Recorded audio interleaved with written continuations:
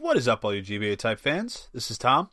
I'm here bringing you guys my draft analysis for Season 8 of the GBA.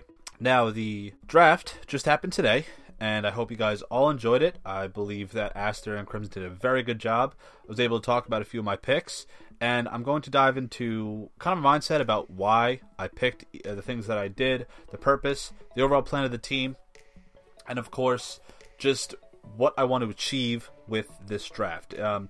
Now, for anyone who caught the draft stream, you can kind of see the overall purpose. There's a focus that's very obvious after about, 4 picks.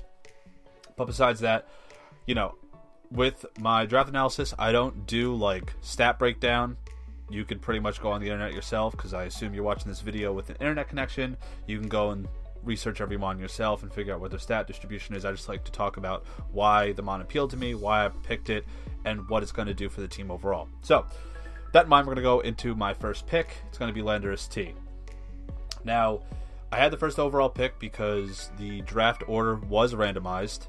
The reason for it was because there were so many, I believe 5 new coaches, that the idea and the general agreement amongst all the coaches was that we randomized the draft order. If we didn't randomize the draft order, I would have had, I think, pick 6 or 7, maybe even 5, based on the fact that Callum, Duncan, Dan, and Steve all left.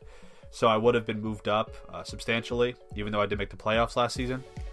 But we did randomize, so I did get the chance to pick the very first mon, kick off the draft. I picked Landorus T. I felt, it was between this and Tapu Koko, which obviously went 2 to Envy. And my thoughts with this was that, Landorus T is probably one of the best overall Z-mons out there. And if anyone has watched my battles from last season, I was unable to click a Z move ever throughout the entirety of the season because I made a bad choice and made Azelf my Z-mon. So this season I kind of wanted to change that, pick a very good Z user, and I felt like if I went the Koko route, I would have had a little bit harder time, building a team around it based on, snipes and stuff. So I went with Landorus T. I figure, the Intimidate ability, how versatile it is defensively, offensively, it can pivot. It got some very good move tutors with the defog. So overall, I felt, very confident going with Landorus T, and I felt like if I could take this, I could build around it super easily. I could run defensive sets, scarf sets, setup sets, obviously Z sets with the different, Z crystals, or I can just run, straight up Life Orb, whatever I need for the certain weeks. I didn't like Celesteela last season solely because I felt like I was kind of playing to my opponent with Celesteela, or I was forced to play defensively most of the time, and Celesteela couldn't really thrive, especially because I didn't make it a Z-mon. But I feel like this season I could use Landorus either as a pivot, a support mon, as a choice mon, or just somewhere in between, setup even. So that's why I went with Landorus. I felt like it was a good way to start off the draft. Now, from there, when I came around 30 picks later, I knew I wanted to grab some sort of like water type. My original idea here was to pick Mega Scizor, but Geo did pick Mega Scizor earlier in the second round. So I settled for Rotom Wash. Now my idea with Rotom Wash was just kind of the same with Landorus. It's a very versatile mon. It didn't get a lot from the move tutors. It got defog, which having 2 defoggers is nice, and having a stealth rocker in Landorus is also very nice. But having a bulky-ish on both, it's bulky on both sides, but it's also Rotom, so it's a good staple on pretty much any team. Volt switching, Hydro, status, I could scarf it, it could be a trick mon, it could be offensive, it could be, whatever I need it to be for that week. And the nice thing is that it pairs up very nicely with Landorus T, whether it's pivoting, whether it's just there for support, and of course it resists what Landorus mostly fears, being water and ice.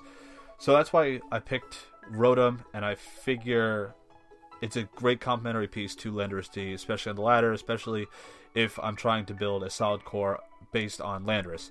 Now after that, this pick was a little bit strange in according to some people, mostly because I think people felt like it was a little bit early in the draft to take this mon, but I went with Komodo. I picked this solely because I feel like it got a lot of buffs in this generation because of its move tutors. Now, a lot of things changed from last season. We saw how Steve used it. The biggest problem was that it didn't really shine. It was kind of forced to set up, and if it didn't set up, it was most likely choiced, or if it didn't try to set up, it didn't quite shine based on its move pool, having only Sky Uppercut as its primary form of fighting stab. Now in this season, obviously, it gets Drain Punch, gets Close Combat, it gets a lot of more powerful fighting type stab, and then having obviously it's Dragon Stabs and all that. It also gets all the elemental punches, and it just has a lot more capability. It also gets rocks too, so I now have a second rocker. I'm never going to use rocks on this, but hey, it's there. So I figure this thing could be a very good setup mon, setup sweeper, very good choice mon. Even AV, I could tack right onto it. I could put rocks on it if I really want to, if the matchup depends on it. I feel like a lot of things did change with this mon from this game to the previous game being regular Sun and Moon. So I kind of wanted to test it out, and I figure if I don't get to pick from another 30 choices, I didn't want this to go if a whole frenzy of dragons ended up getting picked in a series. So I took it now, and for better or for worse, people are kind of judged me on it, and whatever, I don't care, because I feel like if I didn't take it now, as the case with a lot of when you do have that early draft pick, you're kind of forced to take things out of place. It was kind of the same thing with last season. I was forced to take, something like Vaporeon or Nidoqueen earlier than expected, where it would more typically go in like the middle of that respective round.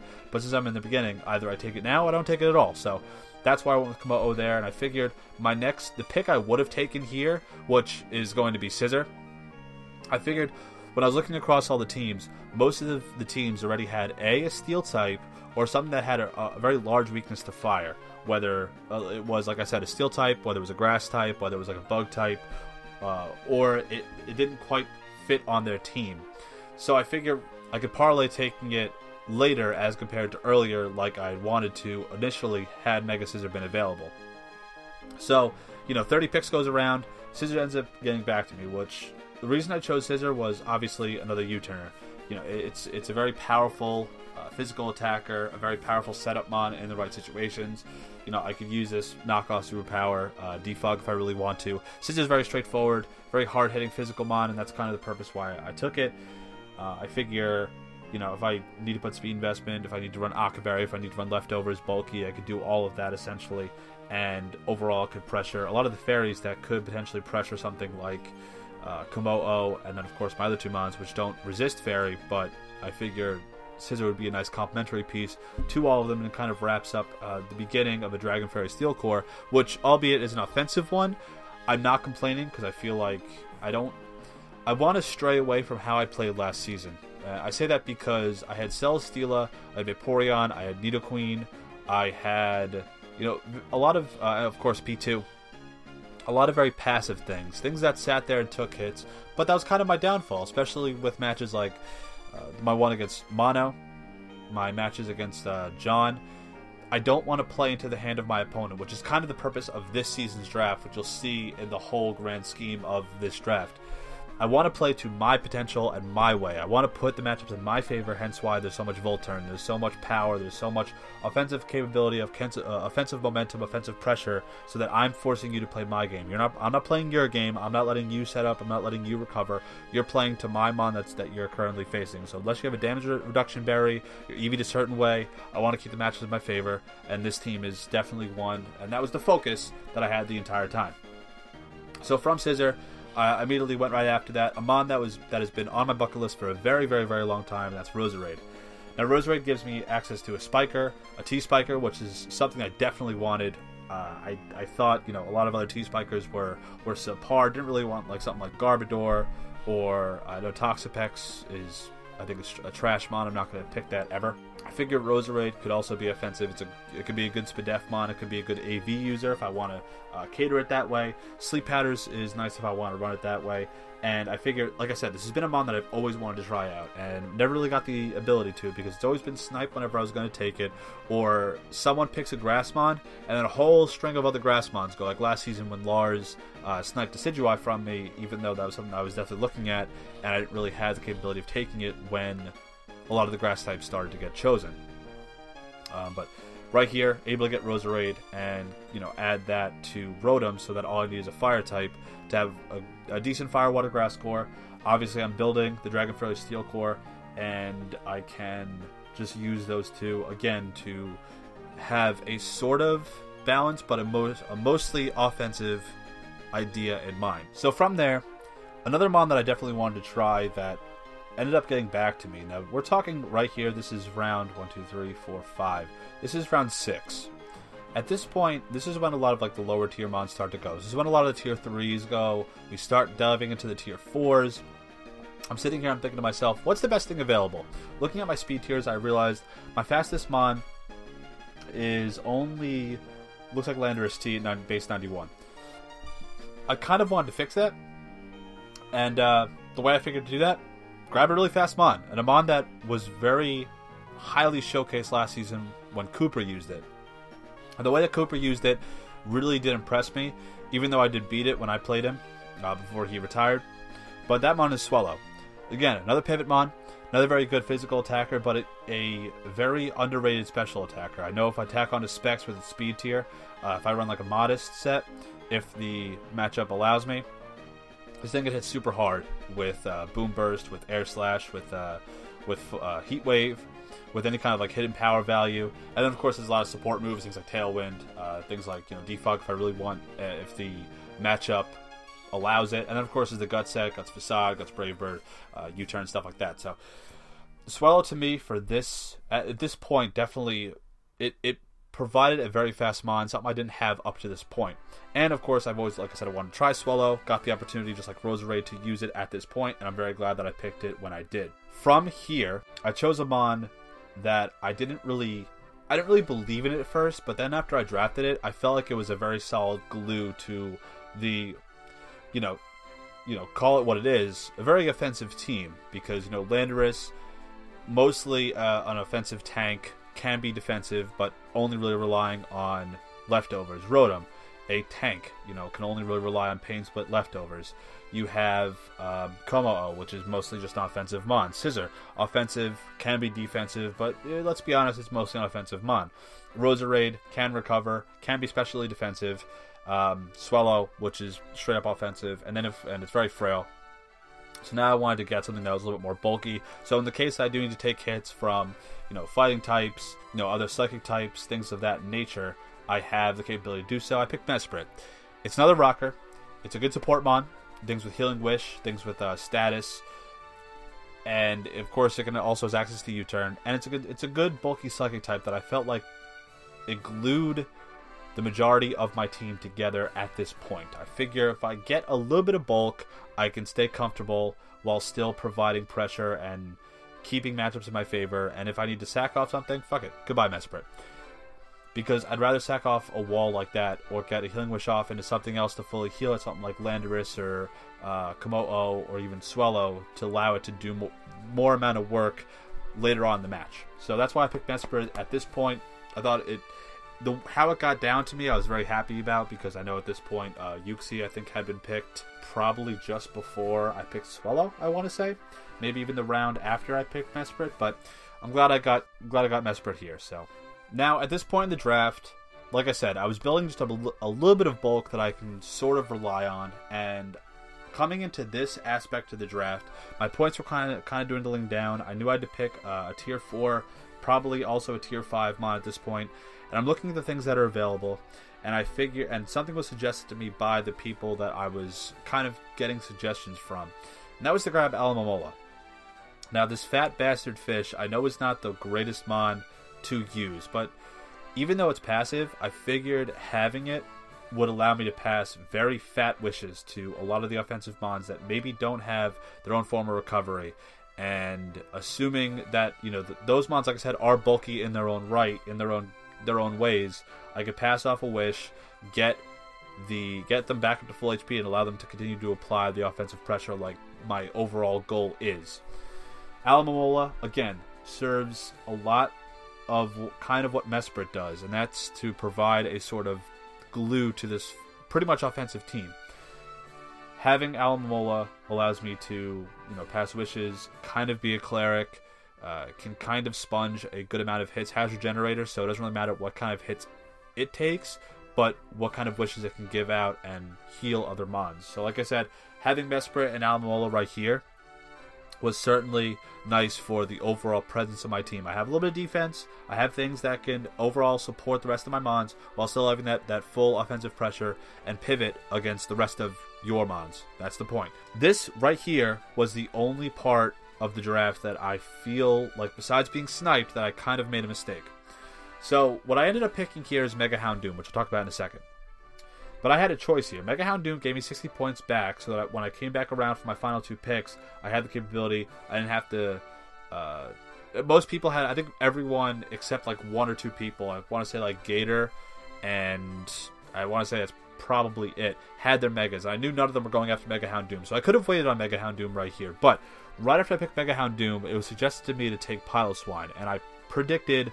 probably since about round 6, maybe even late round 5, John was going to take Piloswine. It's one of his bread and butters, like Jolteon. I know how John's going to pick. I knew he was going to take it, but I figured maybe I can wait on it because it's around 5. But right after I picked Almirola, I started seeing a lot of round 5 mons go, and I figured once it gets to John, it's not going to get back to me. But it wasn't suggested for me to take until way after I picked. I ended up taking Mega Houndoom right here. I should have taken Piloswine, a second ground type to assist Landorus to be not my only electric immunity would have been really nice.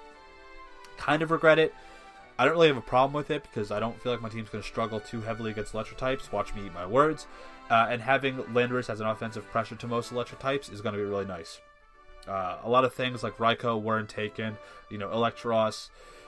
And most of the electric types that were taken, I feel like Thundurus could threaten out, or my other Pokemon could threaten out in one form or another. So I didn't take Piloswine here. I should have taken it over Mega Houndoom. The only mistake of my draft. And if that's what I'm going to consider a mistake, there could be way, way worse. I feel like there have been mistakes I made in other drafts that were way more catastrophic, and I'm probably being a little bit too hard on myself just because I feel like I could have avoided that mistake had I thought about it a little bit earlier. But I wasn't quite looking at Piloswine. It was on my list, but I didn't want to take it that early until after it was suggested that it did patch up a lot of the things that Landorus T could kind of be pressured to an extent about. My favorite pick of the draft is right here, and that's going to be Mega Houndoom. I say that because I feel like this mod is criminally underrated. When it was suggested to me, I gravitated toward it immediately. I felt, if I had gone Mega Scizor, I feel like a lot of my team would have been pressured by, or even kind of shut down by, a good fair amount of Pokemon. Things like Rotom Heat could shut it down, could status around, could stop the offensive, momentum of Scizor and Landorus. And I was kind of putting myself into a speed tier box. Nice thing about Mega Houndoom after the speed buff is that it gets right to base 115 speed, which is don't have to worry about running Protect, don't have to worry about, bringing it in on a slower mon. But Mega Houndoom becomes a threat right after it Mega Evolves, and having access to Flash Fire and the fact that we don't have to Mega Evolve first turn is super, super nice. So, Mega Houndoom, very excited to use this because I feel like it is going to be a breaker, and me being able to U-turn right into it, potentially passing a Wish into it, is going to be really nice. The fact that it's so fast, so strong, can really pressure the opponent's team, and it forces them to prepare a certain way so that they don't get swept or they don't get pounded by Mega Houndoom if they choose to overlook it. I've never used Mega Houndoom in draft before, but I've always seen it do relatively well post speed buff.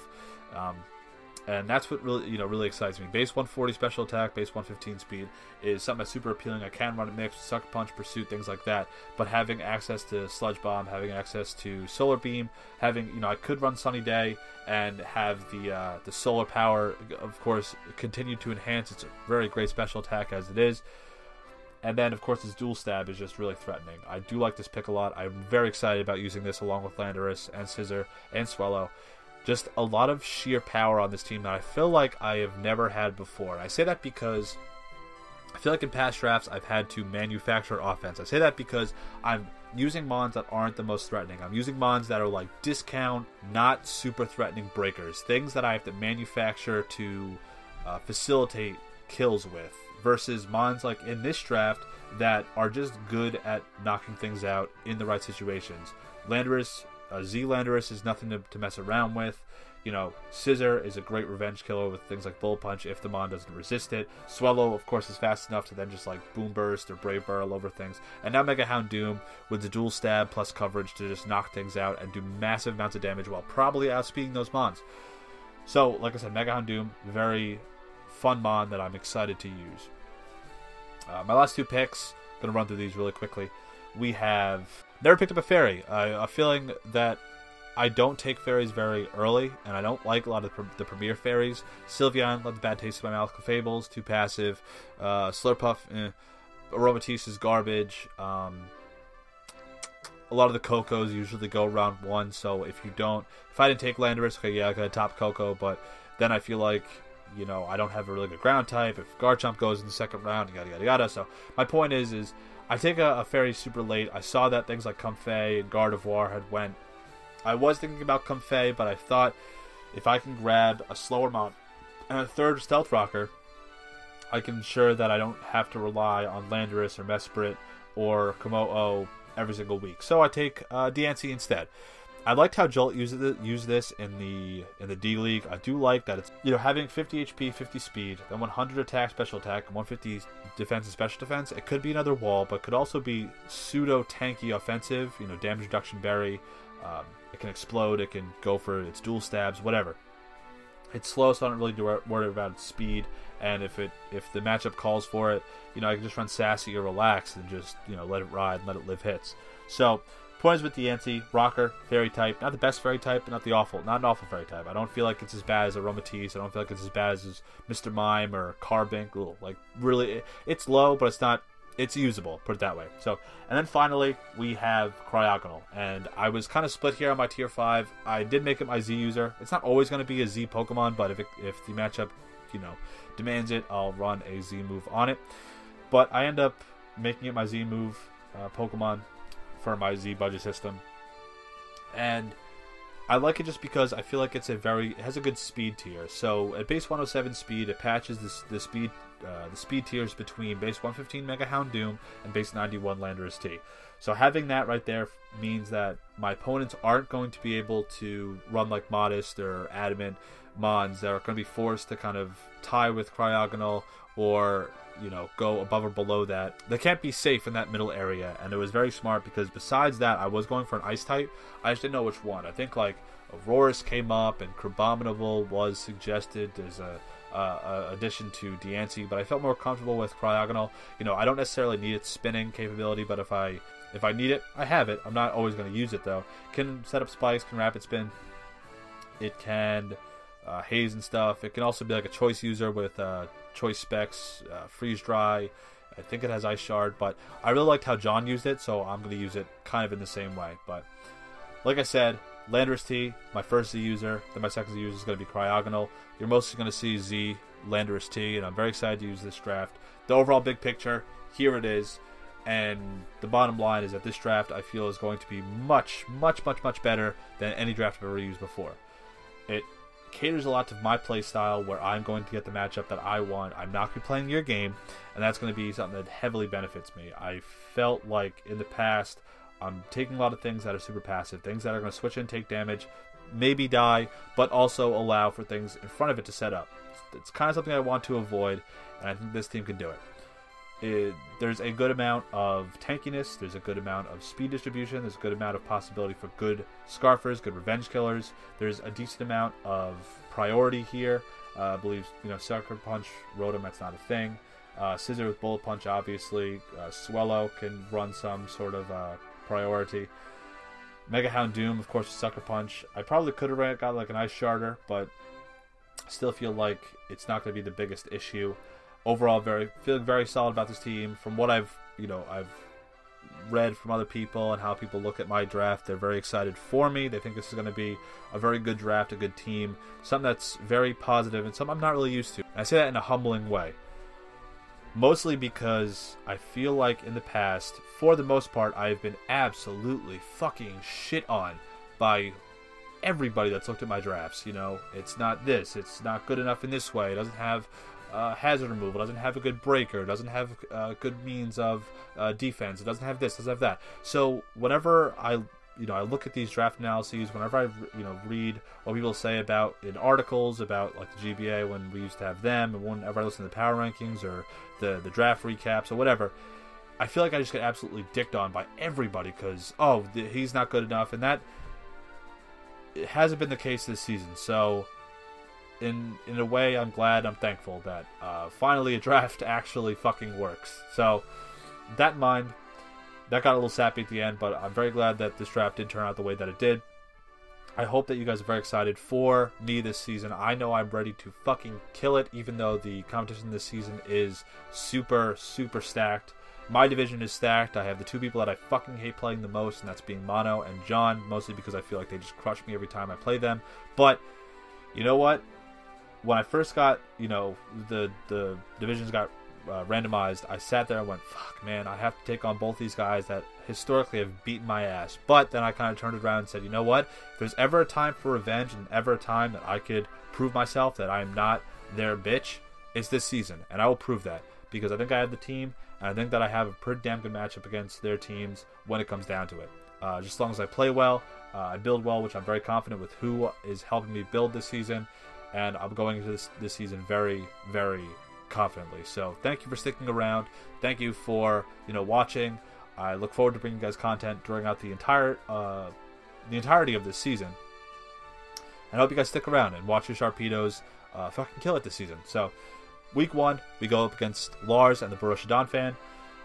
He is someone that I also took on week 1 last season. I did lose, but I feel like this time I have a much better matchup and a much better outlook going into week 1. So hope you all join me for the team builder on Saturday, the match on Sunday. I will see you guys then. Wish me luck. Go Sharpedos. It's crunch time yet again. Let's get back to the playoffs, but let's not get knocked out in round 1 of the playoffs. Let's actually win and crush it this season. So, that in mind, see you guys soon. Thank you for watching. Love you all. Later.